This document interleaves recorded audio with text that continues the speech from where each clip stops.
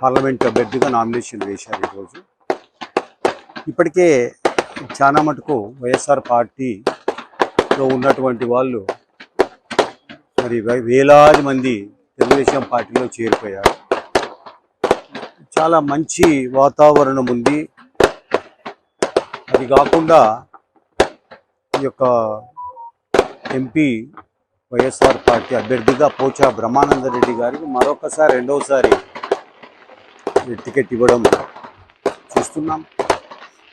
అంత జనంలో ఏముందనంటే అసలు ఆయన ఎక్కడున్నాడో తెలియదు, ఆయన అడ్రస్ తెలియదు, ఆయనను ఎవడు చూడలేరు ఏ ఓటరు కూడా. ఈవెన్ ఆయన సొంత ఉయ్యాలవాడ మండలంలో కూడా ఎన్నో ప్రాబ్లమ్స్ ఉన్నాయి. సొంత ఊర్లో మరి ఉయ్యాలవాడ నరసింహారెడ్డి గారు చాలా పెద్ద హీరో ఆయన.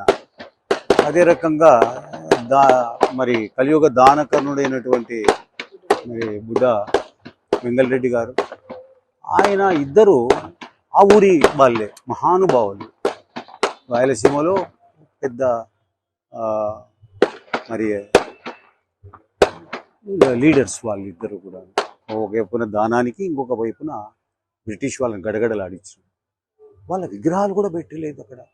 ఒక పోలీస్ ఆఫీసరు విగ్రహాలు తయారు చేశాడు ప్రేమతో. అక్కడ 2 సెంట్ల భూమి ఇచ్చి అక్కడ విగ్రహ ప్రతిష్ట కూడా చేయలేదు వీళ్ళు, ఈ ఎంపీ గారు. అంటే ఇది ఈయనకు ఏం తెలుసు, చరిత్ర తెలియదు, లేకపోతే ఇంకోటి కాదు, ఇది చెయ్యాలన్నటువంటి తపన లేదు.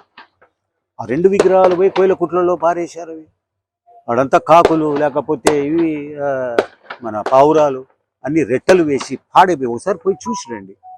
ఇది ఆయన సాధించిన ఘనకార్యాలు ఇవి. తాగేదానికి నీళ్లు లేవు ఉయ్యాల మండలంలో. ఇంకా ఈయన ఏంది నంద్యాల పార్లమెంట్లో ఉన్న 7 నియోజకవర్గాల్లో చేసేది. కాబట్టి చాలా ప్రజలకు దూరం అయిపోయాడు ఆయన. ఎవరు ఒప్పుకోవడం లేదు. శబరమ్మ చాలా సునాయాసంగా గెలిచే పరిస్థితికి వచ్చింది ఈనాడు. అందుకే మరి తాగేదానికి నీళ్లు లేవు. ఏ గ్రామం చూసినా కూడా నంద్యాలలో కానీ ఇక్కడ ఈ రాయలసీమలో తాగేదానికి నీళ్ళు ఇవ్వని ప్రభుత్వాలు ఎందుకు ఉండాలా, ఎందుకు ఓట్లు వేయాలా? విచిత్రంగా ఉంది ఇది. సాగునీరు పక్కన పెడదాం, సమ్మర్ ఇది, ఏప్రిల్ మే, ఇంకా మే రాలే. ఇక్కడ అసలు తాగేదానికి నీళ్లు లేకుండా నంద్యాల లాంటి పట్టణంలో కూడా 6 రోజులు 7 రోజులకు ఒకసారి నీళ్ళు ఇచ్చే పరిస్థితి ఉంటే ఇంకా ఎందుకు ఉండాలా ఈ ముండా కొడుకులు, దరిద్ర ముండా కొడుకులు మా మీద మరి కక్ష బట్టి దయ్యాలై కూర్చున్నారు మా రాయలసీమ వాసుల మీద.